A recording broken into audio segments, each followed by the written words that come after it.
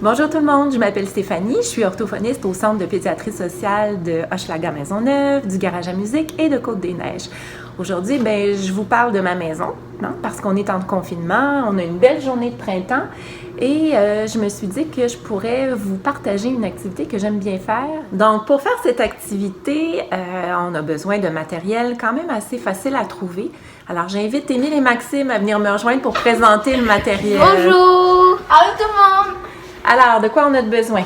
D'une boîte d'œufs, un push-push d'eau. On pourrait dire aussi un vaporisateur. On a besoin aussi de terre. Et d'une cuillère. De cuillère. Et on a besoin de semences. Ok tout le monde, là on va faire la première étape. Et ça va être avec la boîte d'œufs, la terre et une cuillère. Ensuite on va remplir jusqu'au rebord presque. Comment ça s'appelle? Les trucs d'œufs. Les trous. Non, on va remplir les trous. Mm-hmm. Étape numéro 2.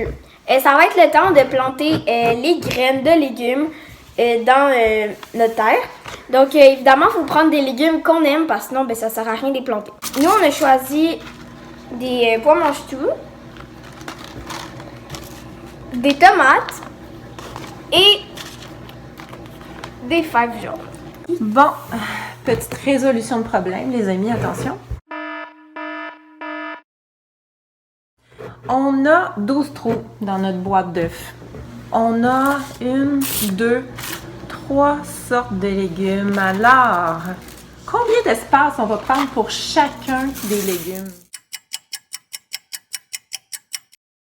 4, parce qu'on va faire 12 divisé en 3. 12 trous divisés en 3 variétés différentes. Ah! Donc, 4 trous pour chacun des légumes. Bravo, maman. Ça va marcher. Je viens de faire une résolution de problème mathématique. Alors, on a sorti nos semences des sachets, puis on se rend compte que nos graines sont vraiment très différentes. Maxime, est-ce que tu peux nous dire laquelle est laquelle? Oui, donc ici, on a les graines de tomates, les plus petites de la gang. Ici, on a les pois mange-tout. Et là, on a les fèves jaunes.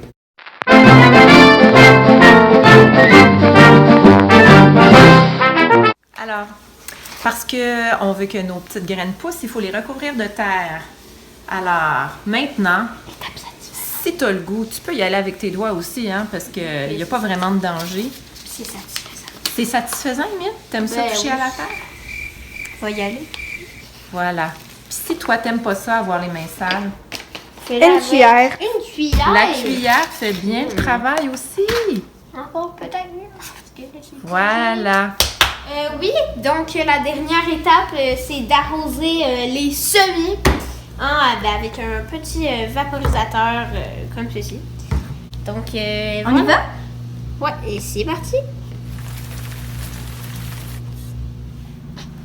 Pour que les semis grandissent pour ensuite devenir des plantes, c'est bien de s'assurer qu'ils soient au soleil et de les arroser à chaque jour.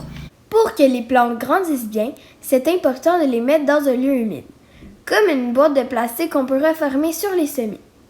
Maintenant, il nous reste qu'à patienter. La journée que tu commences ton jardinage, donc que tu plantes tes semences en terre, tu peux aller te faire un dessin ou poser un petit collant pour dire que c'est cette journée-là que tu as commencé. Quand la journée se termine, tu peux aller barrer la journée puis compter au fil des jours combien de temps ça a pris pour que ta plante pousse puis sorte de la terre. Les activités qu'on fait à la maison, même s'ils ne sont pas dans des cahiers d'école, elles sont très valables pour aider notre enfant dans son développement. N'oubliez pas ça. Vous êtes important, puis en plus, vous passez du bon temps avec votre enfant. Alors, je vous encourage à continuer, puis à nous envoyer vos idées aussi. Qu'est-ce que vous faites à la maison avec votre enfant qui peut être à la fois très agréable, très utile pour vous dans les tâches de la maison, puis qui peut être très pertinent aussi pour le développement de votre enfant. Alors, passez une belle journée. Ça va bien aller. Ça va bien aller. Ça va bien aller.